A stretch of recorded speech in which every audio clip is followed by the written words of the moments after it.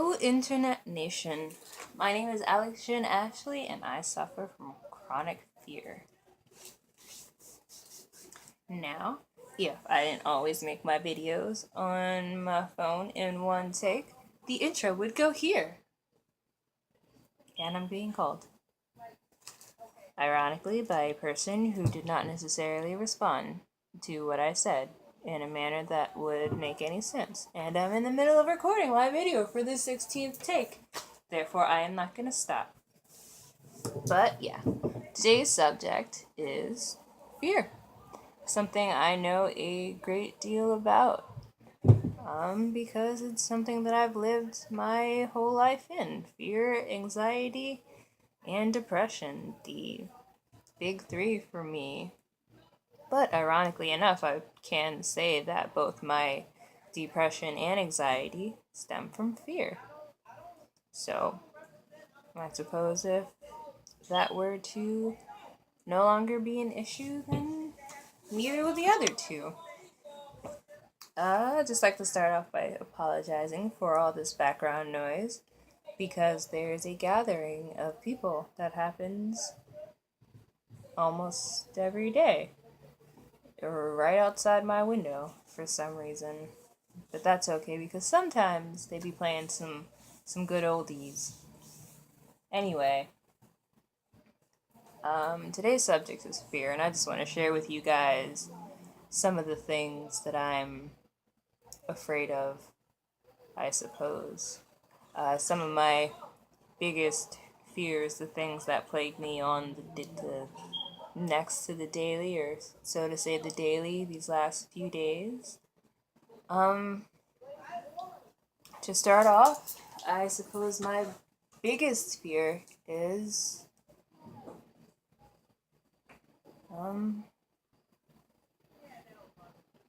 not being good enough. Could you say that's the biggest fear? I suppose so. That is generally what holds me back and what prevents me from doing certain things. It's not linked to the biggest batch of anxiety that I deal with, which ironically I'm feeling rather anxious right now from all this background noise. And it's like I have to choose between fresh air and hooligan noise as the background to my life always. But yeah, that's a fear that really stemmed from, I guess, my childhood.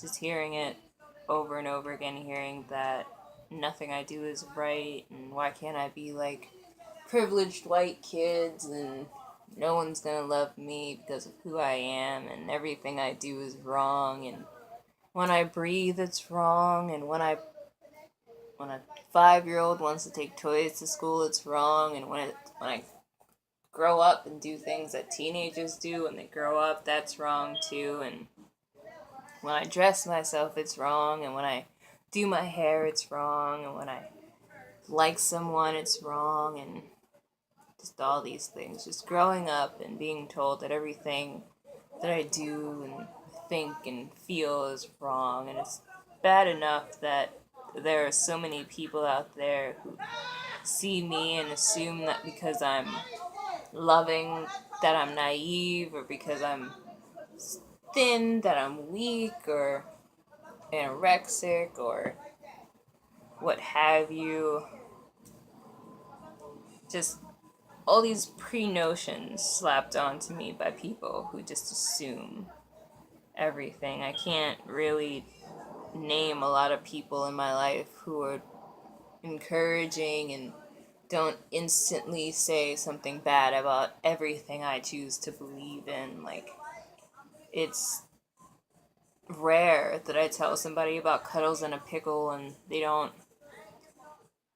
blow up on either the it's a sex business side, or it's people are gonna assume things, and yet when I say things like it doesn't really fucking matter what people are gonna assume because they can sit there and be stupid all the time, but if the website And the contract that you have to sign before each cuddle session specifically says that it's platonic and it's just therapeutic cuddling. I don't understand why I would have to explain to so many people that therapeutic cuddling means therapeutic cuddling. Why does everybody assume that therapeutic cuddling means something else? Like, this is a business based around offering comfort to people, not sexual gratification. No, this is about the comfort because it's hard. I've literally been in moments in my life where it's like I couldn't find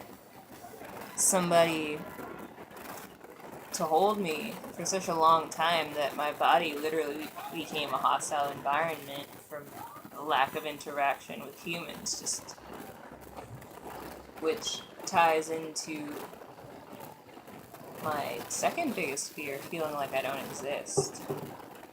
Like, I know I'm here, I know I customized this room, I organized everything, I painted the walls, I did the floors, I constructed this bed, and I can see everything that I've done. But people respond to me like I'm a figment of their imagination half the time. Half the time I feel like a gust of wind, like something that affects you a little bit and makes your hair rustle, but at the same time it's not really something you pay much attention to. I'll say things and people will respond in a way where it's like I didn't say anything, or you're not listening, or people on a whole cause a lot of fear and anxiety because people are very spontaneous, sporadic, and unpredictable for the most part. So usually when you interact with people, usually when I interact with people, it can go either way. I've had people mad at me because I was upset, even though I'm upset, and it's like, I don't understand what your intentions are. I don't understand what you're trying to say, what you're trying to do, and I'm trying to understand. Help me understand, answer these questions, and they just stare at me like, why are you so upset? But nobody wants to even acknowledge the fact that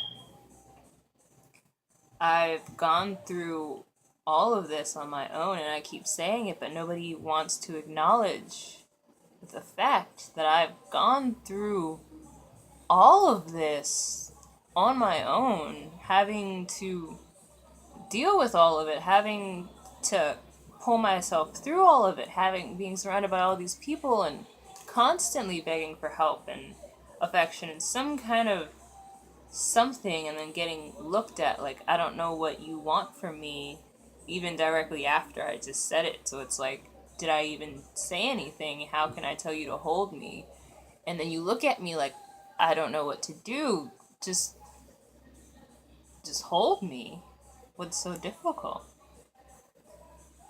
Yeah, I spend a lot of my time trying to exist like I don't exist, just trying to stay out of everybody's way, not be noticed, just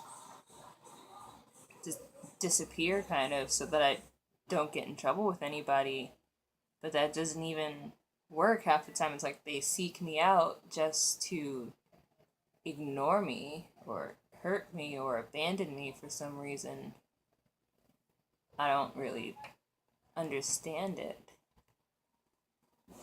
Another thing I fear is, I guess, people. They're very unpredictable, they're very spontaneous, they're very irrational, they're very erratic, and nobody has ever, well, he's called me 3 times now. 3 times now in the span of this one video. And I don't necessarily want to have this conversation over the phone because, as I just said, people don't really listen to me. Everybody wants me to listen to them. Everybody wants their feelings validated, yet nobody will even acknowledge my feelings. So, yeah, people. People are scary. People are terrifying, and it's like I've gone from 0 to 100. I grew up not knowing how to express my feelings because I didn't know how to talk to people.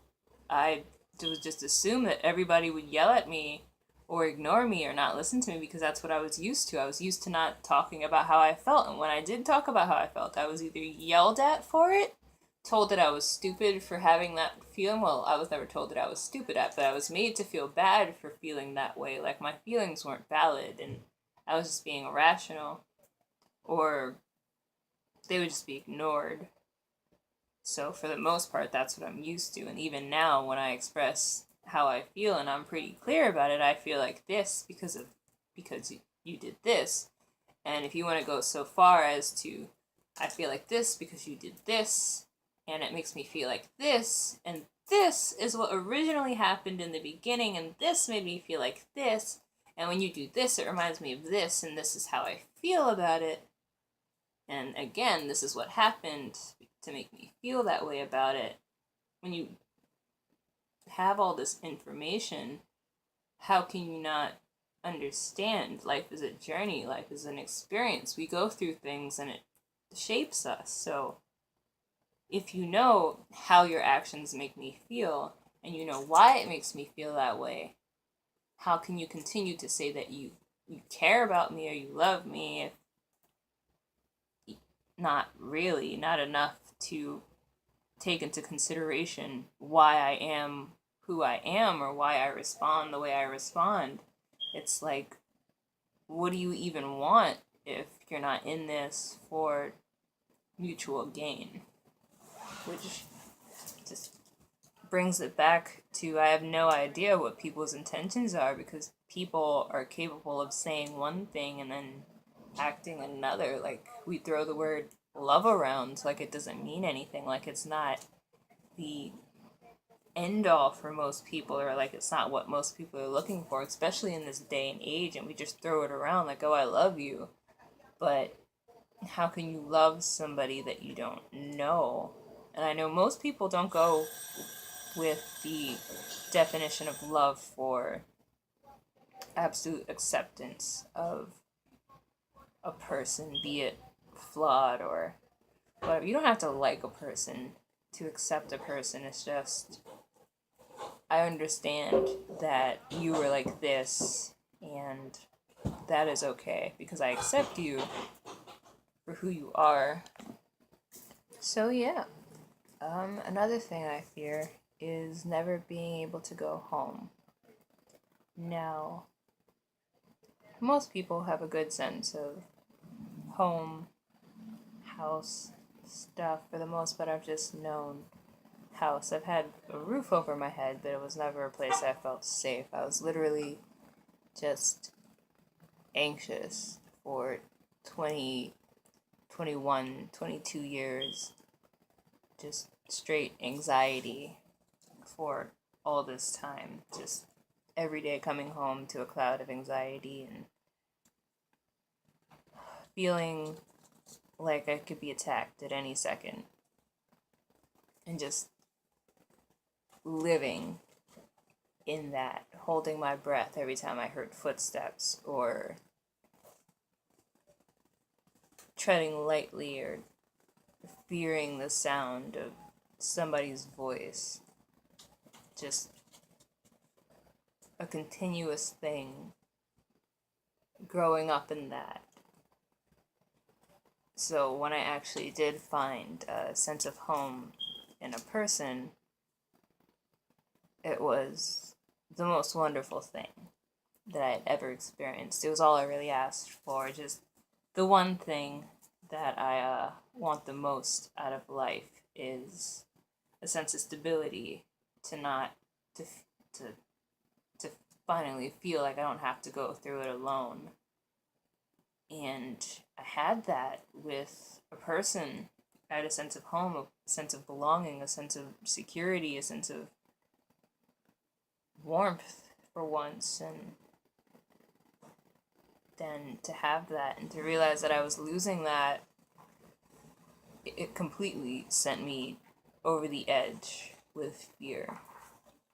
So, not knowing if I'll ever be able to find that in a place, which technically I have it in a in a place, because I have that in my van, Mr. Pickles. I see him, I'm in him, I'm around him, and I feel like I'm home. I feel safe, but at the same time, I'm not sure if it's him or if it's who he reminds me of, because his name indeed is Mr. Pickles, and there is no changing that. It's not like Conti, my bike, well, Lord Conti, my bike, who was once named Johnny, and then renamed to Lord Conti, and he is still referred to as Lord Conti.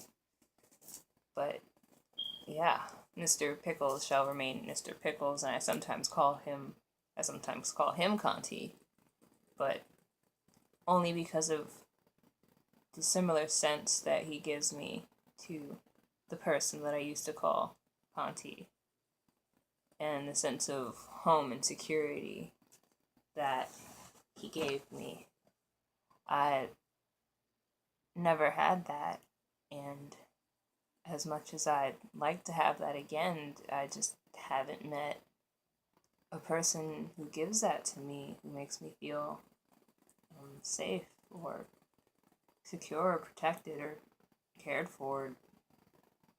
Like, I really matter. I haven't really found a person who matches the actions with the words. Everybody is just unpredictable and sporadic, and they can switch at any moment, and nobody ever wants to talk about anything. They just blow up and hold everything inside, and they want you to understand how they feel, but they don't really care to listen to how you feel or why you are the way that you are or why you do what you do. There's no leeway, no middle ground. There's just, you should be perfect, you should be fine, you shouldn't be messed up, you should just be a regular person, not affected by these things. And I would be if I had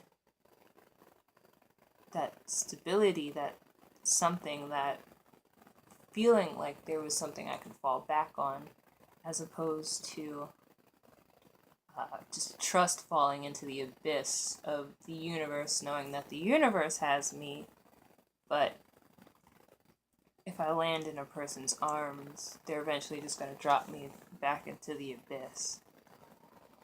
And ironically, I still have this sense of home with this person, and I deal with this fear on the daily because it's something that I really need, especially in my upbringing and dealing with the feelings I deal with all the time. But yeah, when I think of going home, it makes me happy. It makes me realize that there's, I'm not sure where I was going with that sentence, but it makes me feel as though there's hope, that I can have that happy ending, that I can make it through this, that I can something, but it's just difficult and scary because nothing is guaranteed. Like, any moment now, a plane can come crashing through my window, and then that would be that for me. Maybe. I mostly see myself as immortal in any form of death or pain. I usually just say, bring it on, I suppose. Like, if I'm gonna die, then I'm gonna die, because I was meant to die, so I guess I'm just gonna die. There's not really much you can do to me where I'm just gonna be like, oh my god, no, you're gonna stab me? Okay, stab me. You're gonna shoot me? Okay, shoot me. I'm ready. Like, divine planning. If it's my time, it's my time. If I'm meant to experience something, then I'm meant to experience something. But when it comes down to this, the one thing that I want, just, he came with a feeling of comfort, security, stability, safety, understanding, acceptance. There was nothing that I could tell him that would turn him off. As far as like who I was or what I was interested in, there was nothing in me that I kept hidden that he didn't bring out, that he didn't see, that he didn't want. There was like, I've never, I've never not had to worry about my security. I'm always on guard or on edge because I've just been hurt so many times, and these things can just happen like that spontaneously. Anybody can turn on you. Anybody can attack you. Anybody can decide that they don't want to be friends anymore. They just want to hurt you. They just want to rape you. They just want to beat you. They just want to something. It can happen at the drop of a hat, and I'm literally never not on guard, tense all the time, but with him it just wasn't like that, and to have that and to lose that is just, what if I never find that? What if I can never have that? What if I never have that sense of stability with a person again? What if I never have that sense of trust with a person again? He was literally the only person I trusted.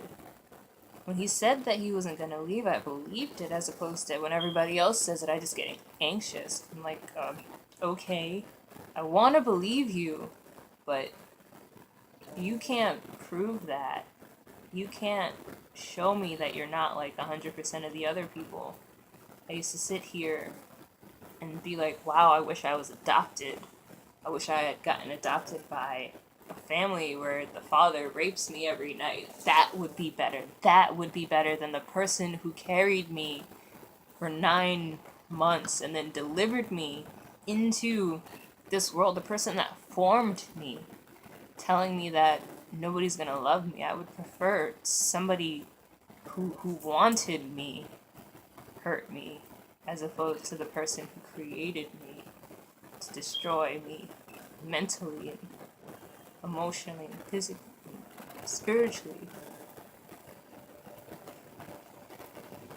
And to come from that and to find someone who is just different, who felt different, who felt like I knew he had the power to destroy me, and he did. I knew that he could take everything that I was and break it, and I chose to run, but I couldn't. And then he took me and he broke everything because it needed to be broken.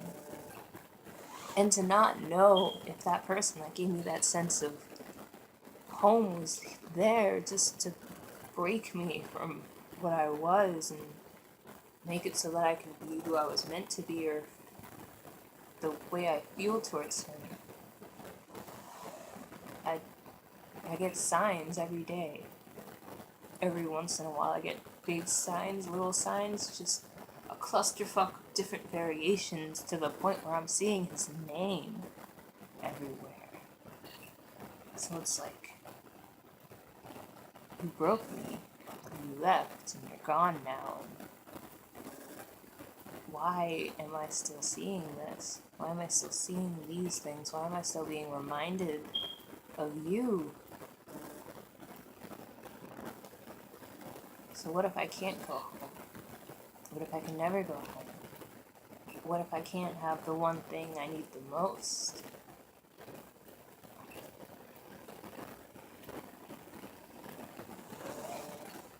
Another thing that I fear is not making it. Now, I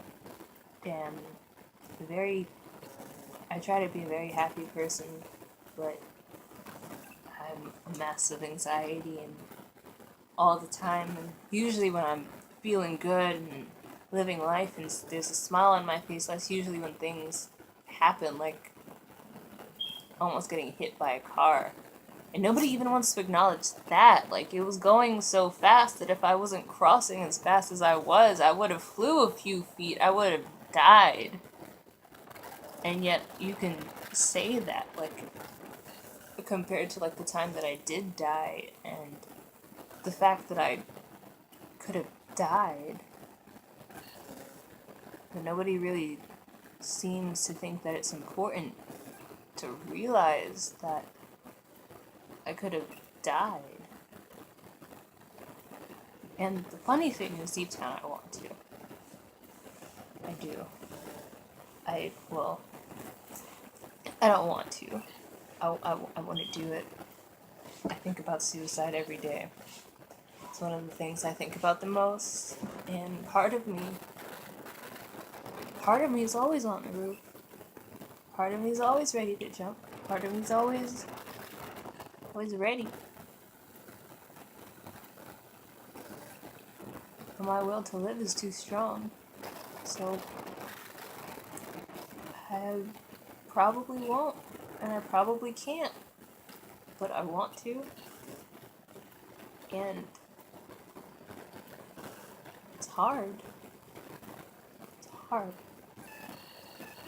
I don't get help with this, and it's not something that a therapist can help me with, because there's absolutely no point in having people in my life if they can't help me with this, because this stems from feeling like I don't matter. Feeling like at the end of the day I'm just gonna be in my van somewhere parked on the side of the road, just me and Kazoo, and it's just gonna be us. I'm not going to matter to anybody else. I'm not even going to be a thought. It's just going to be me alone, afraid to try to connect with people, because all these relationships are unstable or unpredictable or untrustworthy. Half the time I wonder how I got this far. Like, I don't have the drive to hurt myself or to do anything that's going to cause any form of pain. So I'm kind of stuck, kind of like I'm in limbo.